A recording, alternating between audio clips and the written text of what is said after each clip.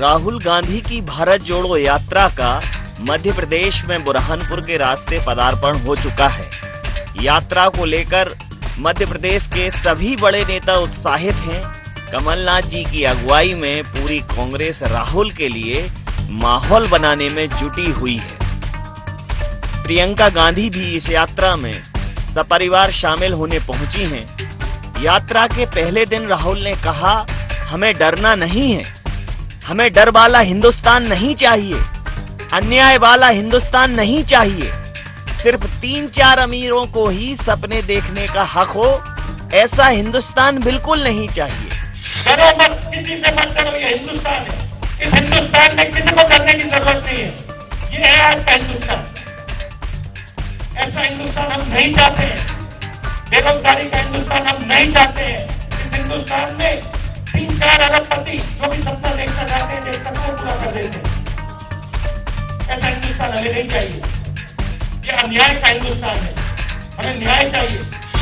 वहीं बीजेपी प्रदेश अध्यक्ष वी.डी. शर्मा ने यात्रा पर सवाल उठाते हुए कांग्रेस के चरित्र पर ही प्रश्न चिन्ह खड़ा किया और राहुल गांधी से जवाब मांगा। शर्मा ने यात्रा को देश के साथ शुद्ध बेईमानी करार दिया और पूछा कि देश तोड़ने की बातें करने वालों के साथ देश जोड़ने की यात्रा कैसे? सेना के शौर्य पर सवाल उठाने वाली कांग्रेस कैसे इस यात्रा की हकदार है? ये जो यात्रा राहुल गांधी जी ने भारत जोड़ो यात्रा जो नाम दिया है कांग्रेस ने, ये इस देश के साथ शुद्ध बेईमानी है। कांग्रेस तो भारत को तोड़ने का काम करती रही, जोड़ना शब्द इनके लिए बेईमानी है। राहुल गांधी जी, आपसे मैं पूछना चाहता हूं कि आपने जब इस देश के अंदर हमारे सैनिकों के सिर कलम किए थे पाकिस्तान के लोगों ने, तब मोदी जी के नेतृत्व में पाकिस्तान में घुस करके सर्जिकल स्ट्राइक करके उसका जवाब दिया था, पूरा देश गौरवान्वित था। आप पूछ रहे थे कि सर्जिकल स्ट्राइक का प्रूफ क्या है? राहुल गांधी अपनी यात्रा में मुख्य रूप से बेरोजगारी, महंगाई और आर्थिक असमानता को मुद्दा बना रहे हैं, लेकिन मजे की बात यह है कि यात्रा उन राज्यों में गई ही नहीं जहां चुनाव होने थे। यात्रा के रास्ते में कम से कम गुजरात था और चुनाव भी था। अगर ये यात्रा गुजरात से होकर गुजरती, इन मुद्दों पर बात होती, तो शायद वोट की चोट हो सकती थी। कांग्रेस इसे गैर राजनीतिक यात्रा करार दे रही है और वहीं भारतीय जनता पार्टी इस यात्रा को बाबा का टाइम पास बता रही है और खुद भी इसी दौरान जनजातीय गौरव यात्रा निकालकर राहुल की यात्रा को फीका करने का प्रयास कर रही है। इसमें कोई दो राय नहीं कि राहुल की यात्रा से एक संवेग उत्पन्न हो रहा है, कह सकते हैं कि मोमेंटम क्रिएट हो रहा है, लेकिन बार बार इसे गैर राजनीतिक यात्रा कहकर कांग्रेस इसकी गति खुद ही मंद कर रही है। बेहतर होता है यह यात्रा कांग्रेस राजनीतिक स्वदेशिता के साथ निकालती। IND 24 के लिए नवीन पुरोहित की रिपोर्ट।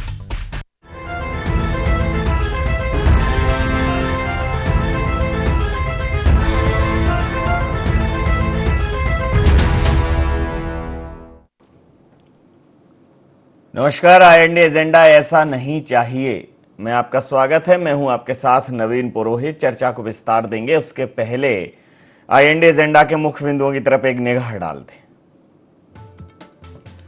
राहुल ने क्यों कहा कि हमें डरना नहीं है? क्या वाकई डर के साए में है हिंदुस्तान? भारतीय जनता पार्टी ने क्यों कहा कि यह भारत जोड़ो नहीं भारत तोड़ो यात्रा? क्या कांग्रेस को मिलेगा यात्रा का पॉलिटिकल माइलेज? नमस्कार, इन्हीं सवालों के साथ चर्चा में आप सबका पुनः स्वागत है। आज मध्य प्रदेश में बुरहानपुर के रास्ते राहुल गांधी जी की भारत जोड़ो यात्रा, जो बहुप्रतीक्षित यात्रा थी, वो मध्य प्रदेश में प्रवेश कर गई और आज पहले दिन इस यात्रा में प्रियंका गांधी सपरिवार शामिल हुई। मध्य प्रदेश कांग्रेस के सभी बड़े नेता इस यात्रा में कदमताल करते दिखे।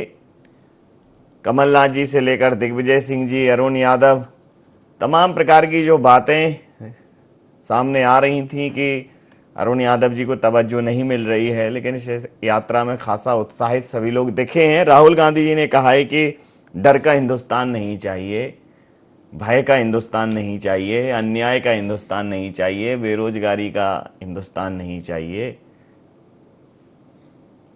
तो तमाम मसलों पर उन्होंने बेबाकी से अपनी राय रखी और कश्मीर तक जाएंगे, कन्याकुमारी से यात्रा का इसे मध्यम पड़ाव कह सकते हैं, बीच में है ये यात्रा। हालांकि इस यात्रा को लेकर बहुत स्पष्ट है कि किसी भी तरह से इस यात्रा को राजनीतिक यात्रा करार नहीं दे रही है कांग्रेस। खुद दिग्विजय सिंह जी ने कहा है कि यह वोट की यात्रा नहीं है। उसके पहले तमाम बड़े नेता ये कह चुके हैं कि यह राजनीतिक सरोकार की यात्रा नहीं है, यह सामाजिक सरोकार की यात्रा है, यह जन जागरण की यात्रा है। लेकिन अगर राजनीतिक सरोकार की भी यात्रा होती तो गलत क्या था, और क्या अब क्या राजनीति गलती का पर्याय बन गई है? वहीं भारतीय जनता पार्टी ने कहा है कि ये विशुद्ध बेईमानी है देश के साथ, और इनको, कांग्रेस को इस यात्रा को निकालने का कोई हक नहीं है। वहीं जनजाति समाज की जागरूकता को लेकर भारतीय जनता पार्टी यात्राएं निकाल रही है, और इस पूरे मामले पर मध्य प्रदेश में कहीं ना कहीं राजनीतिक हलचल है। इसी मुद्दे पर करेंगे चर्चा। हमारे साथ चर्चा में शामिल हैं डॉक्टर दिव्या गुप्ता, प्रवक्ता हैं मध्य प्रदेश भारतीय जनता पार्टी की। अमित तावरे जी, प्रवक्ता मध्य प्रदेश कांग्रेस के हमारे साथ हैं। ब्रिगेंद्र सिंह साहब, वरिष्ठ पत्रकार हमारे साथ हैं। आप समस्त महानुभावों का बहुत बहुत स्वागत है। अमित जी, हमें डरना नहीं है, हमें डर का हिंदुस्तान नहीं चाहिए, अन्याय का हिंदुस्तान नहीं चाहिए, हमें मिलकर लड़ना है, क्या कहेंगे? देखिए, निश्चित तौर पर 2014 के बाद से हम यदि देखें, जब से मोदी जी की सरकार इस देश में आई है, तो इससे पहले हमारे देश की राजनीति इस तरह से नहीं थी। हमने देखा है कि अटल जी का भी एक दौर था, अटल जी भी प्रधानमंत्री थे, और हमारा एक लंबा लोकतंत्र रहा है इस देश का। लेकिन इनके आने के बाद 2014 के बाद जिस तरीके से सरकारी एजेंसियों का दुरुपयोग हुआ है, चाहे हम ईडी की बात करें, हम सीबीआई की बात करें, या जो भी ऐसी एजेंसियां हों, किस तरीके से एक एब्सोल्यूट कंट्रोल जो है वो सरकार का दिख रहा है। सिर्फ कांग्रेस ही नहीं, तमाम ऐसे जो विपक्षी राजनीतिक दल हैं, उनके ऊपर किस तरीके से दबाव बनाकर सरकारों को गिराने का और बनाने का जो खेल चल रहा है इस देश में। आप देखिए, जो व्यक्ति आप लगातार दबाव डालते हो, उसको इतना दबाव में ले आते हो, अपने पाले में ले आते हो, और फिर सरकारें वहाँ की गिरा दी जाती हैं। जिस तरीके से राहुल जी ने दूसरी बात कही कि हमको कुछ 3-4 लोगों के अमीर होने का हिंदुस्तान नहीं चाहिए, ये तो बिल्कुल ऑफिशियल रिकॉर्ड में है। आप देखिए, 2014 के पहले यदि हम बात करें, चाहे हम अंबानी की बात करें, हम अडानी जी की बात करें, तो क्या इनकी नेटवर्थ थी। हम बाबा रामदेव जी की बात करें, वो योग की बात करते हैं, बहुत अच्छी बात है जब तक योग की बात करते हैं, लेकिन अब तो व्यावसायिक हो चुके हैं। उनका आप देखिए किस तरीके से का टर्नओवर है। तो राहुल जी जिस बात को लेकर यात्रा पर निकले हैं, हर एक हिंदुस्तानी उनके साथ है। जो बातें इन्होंने कही थी, आज रोजगार की क्या स्थिति है, जो बातें इन्होंने कही थी, आज देश का युवा, आप देखिए आत्महत्या के मामले लगातार बढ़ते जा रहे हैं। हम तो मध्य प्रदेश की बात करते हैं, राहुल जी मध्य प्रदेश में बेरोजगारी की स्थिति में हम प्रथम 5 पर हैं। इस मध्य प्रदेश में व्यापम जैसे घोटाले हुए हैं, 4 बार के मुख्यमंत्री हैं शिवराज जी, और बड़ी शर्म आती है मुझ जैसे युवा को, मैं सिर्फ राजनीतिक कार्यकर्ता होने के नाते बात नहीं कर रहा हूं। व्यापम जैसा धब्बा हमारे मध्य प्रदेश के ऊपर लगा हुआ है। जब देश में अन्य जगह या जब विदेश में हमारे छात्र जाते हैं तो उनसे पूछा जाता है, आप उसी मध्य प्रदेश के हो जहां पे व्यापम का घोटाला हुआ था। तो ऐसी स्थितियां पूरे देश में निर्मित हैं।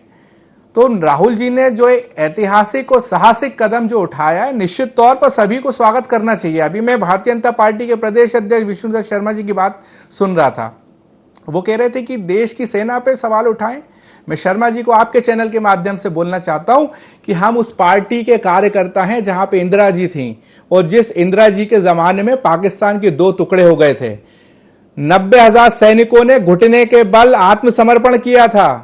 लाल बहादुर जी की पार्टी के कार्यकर्ता हैं हम लोग, जहां पे लाहौर में झंडा गाड़ दिया गया था। आप जैसे लोगों से हमको सर्टिफिकेट की तो आवश्यकता ही नहीं है।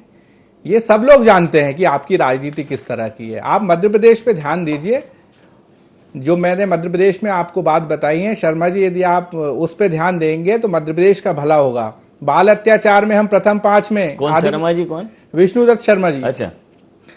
प्रथम 5 में हम बाल अत्याचार में हैं, हम आदिवासी अत्याचार में प्रथम 5 पर हैं, बेरोजगारी में, किसान कौन से रिकॉर्ड जो है वो मध्य प्रदेश प्रथम 5 में नहीं है।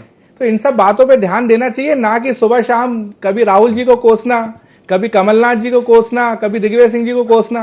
ये वही भारतीय जनता पार्टी के नेता हैं जो ये कहते थे कि राहुल जी तो कभी जमीन पे उतरते ही नहीं है। जी जी। अब जब जमीन पे उतर रहे हैं, वो पूरा जन सैलाब उनके साथ उतर रहा है, तो निश्चित तौर पे स्वाभाविक है कि इनके पेट में दर्द होना। जी जी।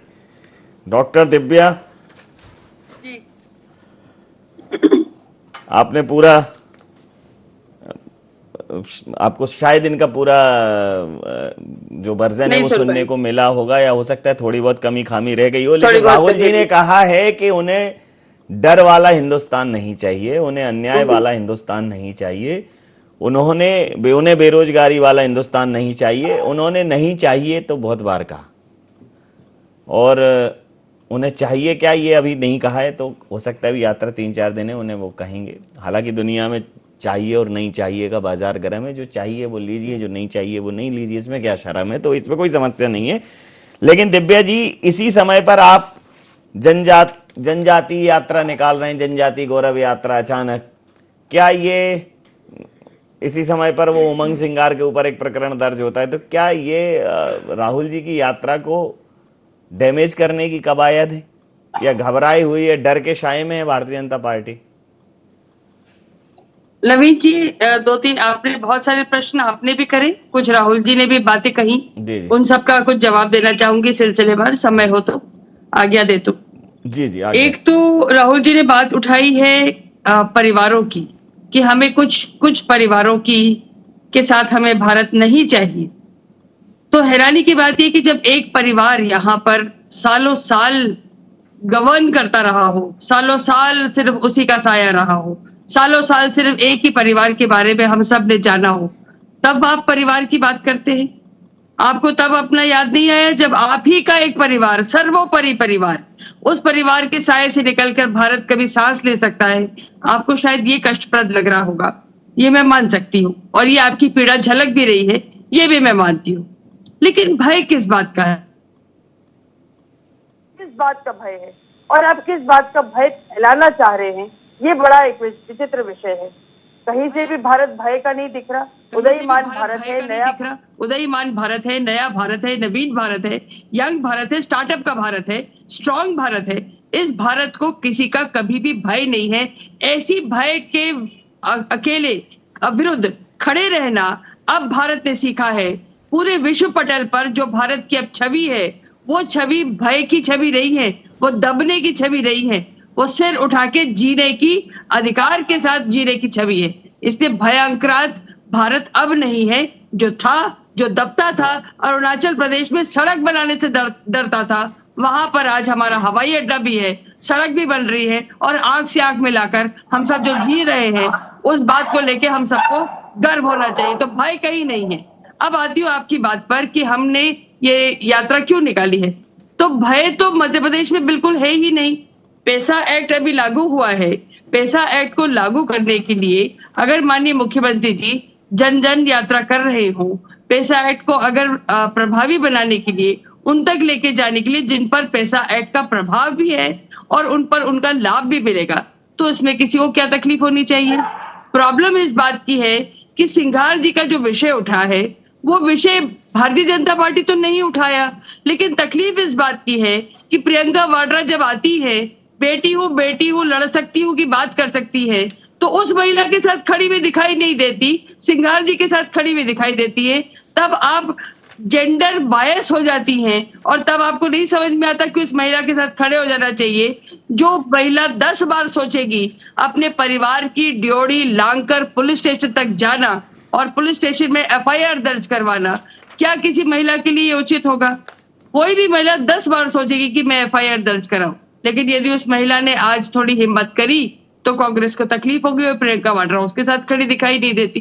तो हैरानी की बात यह कि आपकी खुद के वक्तव्य में, एक्शन में, वर्ड्स में पूरा विरोधाभास है। और उसके बावजूद आप बोलते हैं कि नहीं उंगली उठाते। और भय है तो भय तो साहब भय से ग्रस्त आप लोग हैं, आपको नहीं पता कि क्या करना है। और सबसे बड़ा भय इस बात का है कि आप चुनावी प्रदेश में जाते ही नहीं है, तो भय किसको है? अब आप बताइए। चुनावी प्रदेश में न जाते हुए उन क्षेत्रों में घूमना जहां पे अभी चुनाव नहीं है, तो आप किस यात्रा से क्या हासिल करना चाह रहे? ये वॉकाथॉन है, इसके अलावा और कुछ नहीं। इसका कोई राजनीतिक फायदा या इसका कोई कुछ नहीं। I think it's a holiday, it's a tour, that's all. Mrigendra Singh साहब, राहुल जी की यात्रा आज आ गई है और पूरी कांग्रेस वहां दिख रही है, लेकिन सबसे बड़ी बात यह है कि ये अनावश्यक तौर पर ये क्यों कहा जा रहा है कि राजनीतिक इसका हम लाभ नहीं लेना चाहते। भाई राजनीतिक लाभ क्या होता है? अगर आप आम जनता की लड़ाई लड़ना चाहते हैं, आपको जो नहीं चाहिए वो ठीक है, लेकिन जो चाहिए उसके लिए तो सत्ता में आना पड़ेगा। कैसे आप कर लेंगे? तो ये बेहतर होता है कि राजनीतिक स्वदेश्यता के साथ लड़ते, आप एक उद्देश्य के साथ कि नहीं हम तो तख्ता पलट करेंगे ऐसी अन्यायी सरकार का। इससे एक तरफ तो ये कह रहे हैं कि हमें हमारा इसका वोट का कोई सरोकार नहीं है, दूसरा जनजागरण यात्रा है और बातें सारी पॉलिटिकल हो रही हैं। कैसे देखते हैं? देखिए जितनी भी यात्राएं हुई हैं, यात्राओं का अपना इतिहास उठा कर देखें तो बहुत लंबा चौड़ा इतिहास है यात्राओं को, और जो भी यात्रा हुई है किसी न किसी उद्देश्य को लेकर निकाली गई है। निश्चित रूप से जो भी यात्रा निकालता है कभी उसको ये नहीं कहा जाता कि राजनीतिक लाभ के लिए यात्रा निकाली जा रही है, वो कहा जाता है कोई देश जोड़ो के लिए। इसके पहले अडवाणी जी ने यात्रा निकाली थी कश्मीर से कन्याकुमारी, तो वो भी था वो करने, लेकिन कभी किसी ने नहीं कही कि राजनीतिक लाभ के लिए यात्रा निकाली जाती। लेकिन अगर यात्राओं को इतिहास उठाकर देखें तो यात्राओं का निश्चित रूप से राजनीतिक लाभ होता है, मिलता है, और मुझे लगता है कि इसका भी लाभ मिलेगा जी। क्योंकि अभी अगर लेटेस्ट यात्रा देखी जाए तो 5 साल पहले दिग्विजय सिंह जी की यात्रा थी, नर्मदा यात्रा की थी उन्होंने, उससे मध्य प्रदेश को लाभ मिला। मध्य प्रदेश में कांग्रेस की सरकार बनी, और आप देखिए नर्मदा पट्टी की जितनी सीटें थी तो उसमें अधिकांश सीटें कांग्रेस पार्टी जीती थी जी। तो ये बड़े नेता हैं, क्यों कह रहे हैं मुझे नहीं मालूम, उनके बारे में क्या कहें, लेकिन जो यात्रा किसी न किसी उद्देश्य के लिए होती है, और निश्चित रूप से यात्रा करने वाले को उसका लाभ हमेशा मिला है, यात्रा करने वाले उसकी पार्टी को। तो मैं समझता हूं इस यात्रा के अगर राहुल गांधी जी निकले हैं, निश्चित रूप से कांग्रेस पार्टी को कहीं न कहीं इसका फायदा होगा। एक और बात सर मैं आपसे पूछना चाहता हूं कि देखिए कुछ समय से इस यात्रा के बाद से, मतलब एक लंबे समय से ये यात्रा चल रही है, राहुल जी एक मोमेंटम क्रिएट हुआ है, एक संवेग तो उत्पन्न हुआ है, लोग बड़े उत्साह और उमंग से साथ चल रहे हैं, और कश्मीर से कन्याकुमारी तक या कन्याकुमारी से कश्मीर तक ये यात्रा आ रही है, तो मध्य प्रदेश आ चुकी है, पूरा दक्षिण भारत पदयात्रा करके आ चुके हैं, तो एक मोमेंटम क्रिएट तो हो रहा है इसमें, राहुल गांधी जी के पक्ष में एक माहौल बनता दिख रहा है, क्या कहेंगे? निश्चित रूप से इस यात्रा से मोमेंटम बन रहा। अब यात्रा को कोई कुछ भी कहे, लेकिन यात्रा को समर्थन मिल रहा है, विशेषकर जब गांव से निकलते हैं लोग पीछे पीछे चल रहे हैं। और यात्रा में शामिल होने वाले वो लोग हैं जो कहीं से ढोक नहीं लाए गए, किसी को बुलाए नहीं गए या कोई पार्टी के, वो ऐसे लोग हैं जो कि अपने आप जुड़ रहे हैं। और निश्चित रूप से एक राहुल गांधी जी की जो छवि बनाई जा रही है, निश्चित रूप से एक अलग छवि उनकी निखरेगी जब यात्रा उनकी समाप्त हो जाएगी कश्मीर में जाकर। उस समय जो स्थितियां होंगी, मैं समझता हूं तब तक राहुल गांधी जी, जो कहा जाता था देश के बारे में नहीं जानते, तब तक पूरे देश को जान जाएंगे। और उन्हें शायद अगली यात्रा की भी घोषणा कर दी है। तो निश्चित रूप से देश को जानने के लिए अगर आप गांव-गांव घूमेंगे, पैदल चलेंगे, लोगों से अलग अलग सेक्टर के लोगों से बातचीत करेंगे, किसान से बात करेंगे, व्यापारी से बात करेंगे, कर्मचारी से बात करेंगे, एक गरीब से बात करेंगे, अनुसूचित जात की यात्रा से बात करेंगे, हर समाज के लोगों से, एक वास्तव में जो देश का दर्द क्या है, देश क्या चाहता है, वो जानने का अवसर मिलेगा। मुझे लगता है कि यात्रा जब समाप्त होगी तो राहुल गांधी जी एक और परिपक्व नेता के रूप में उभर के सामने आएंगे, और निश्चित रूप से उनको कुछ न कुछ फायदा मिलेगा इससे जी। दिव्या जी, अभी तक आप लोग ये कहते थे कि भाई राहुल जी ने क्या घर से निकल के देखा है क्या, अभी उन्होंने दुनिया ही नहीं देखी है। अब तो मुझे लगता है कि जब वो कन्याकुमारी से कश्मीर तक जाएंगे तो पूरे देश भर के हालातों का सामना भी उनसे होगा, सारे देश की परिस्थितियों से वो वाकिफ होंगे, लोगों से जुड़ेंगे, हर वर्ग के लोगों से बात करेंगे, और फिर शायद उनके बराबर की पदयात्रा फिर भारतीय जनता पार्टी में कोई एकाध नेता होगा जिसने की होगी और जो ये कह सकता होगा कि वर्तमान परिस्थितियों से वो इस तरह से वाकिफ है। फारूक अब्दुल्ला जी ने भी उनको समर्थन देने की बात कही है कि कश्मीर में उनकी यात्रा का वो स्वागत करेंगे। तो राहुल जी को जिस प्रकार से अभी भी आप लोग उनको यही कह रहे हैं कि वो फिटनेस का आनंद ले रहे हैं, वो तो हॉलीडे पर हैं, लेकिन अगर वो हॉलीडे पर हैं तो इसी समय पे जन जागरण, जनजाति गौरव यात्रा और उधर सब फोकस करने की भारतीय जनता पार्टी को क्यों जरूरत पड़ रही? नवीन जी, क्या होता है कि जब कोई ऐसा नेता या जब कोई भी इस तरह का व्यक्ति अपने गांव शहर में से गुजरता है तो जिज्ञासावश आप, अगर एक कॉमन मैं एग्जांपल दूं, not a very good example लेकिन फिर भी देने की कोशिश करती हूँ। आज सड़क पे कोई एक्सीडेंट हो जाता है तो भी 50-100 की भीड़ इकट्ठा हो जाती है देखने के लिए। तो ये तो राहुल गांधी है। अगर राहुल गांधी एक गाँव में से लोग जिज्ञासावश वहां से गुजरेंगे और वहां से उस भीड़ का हिस्सा बनेंगे और देखना भी चाहिए। तो एक जिज्ञासा का भी, जिस फैक्टर के साथ हम लोग सब ये देखते हैं कि ये राहुल गांधी की यात्रा, क्या ये वोटों में परिणत होंगे, क्या इनका कन्वर्जन होगा, ये एक अलग विषय होगा, ये संधान का विषय होगा। तो ये, इसको हम वोट का कन्वर्जन ना माने या इसको हम इस तरह से ना माने कि ये बहुत प्रभावी यात्रा है। ये तो सब लोग उस समय तमाशबीन है, तमाशा देखते हैं, तमाशा देखने के लिए आ जाते हैं। जिस तरह से यात्रा का प्रचार प्रसार हुआ है, जिसमें अच्छा बहुत दिव्या जी, सारे ये बताइए कि ये अगर भीड़ तमाशा है तो जो बसों में भर के लाई जाती है, जिसके लिए बस की व्यवस्थाएं करी जाती हैं, बाकायदा आरटीओ बसों का अधिग्रहण करते हैं, व्यवस्थाएं करते हैं, जिला कलेक्टर से लेके जिला पंचायत के सीईओ तक सब जुटते हैं उसमें। फिर वो जो यात्री आते हैं उनके लिए पूड़ी पराठों की अलग व्यवस्था की जाती है। तो वो जो है वो, उसको आप श्योरिटी मानते हैं कि वो वोट? क्या यहाँ नहीं व्यवस्था हो रही? आपको अंदर की बातें सब पता ही होंगी, जो खबरें हम तक आती हैं वो खबरें आपको ज्यादा मिलती होंगी। क्या यहाँ पे वो व्यवस्थाएं नहीं हो रही ना? ये कार्यकर्ता कर रहे हैं, जनता कर रहे हैं, यहाँ कहाँ प्रशासन? मेरा एक और विषय है कि यहाँ कंटेंट की कमी है लेकिन कंटेनर ज्यादा है। तो इस बात को लेके भी थोड़ा सा ध्यान दे देना चाहिए कि वो कंटेनर्स क्या, क्यों और कैसे क्या लेकर चल रहे हैं, उसकी व्यवस्था कौन है। अभी किसी को खाने का इंतजाम दे दिया तो उसकी सांस फूल गई क्योंकि उसको पता चला कि उसके ऊपर कितना आर्थिक व्यय होने वाला है। तो ऐसे भी बहुत सारी खबरें निकल कर आ रही हैं जो बहुत मजाक का विषय बनेंगी, लेकिन वो एक अलग विषय है।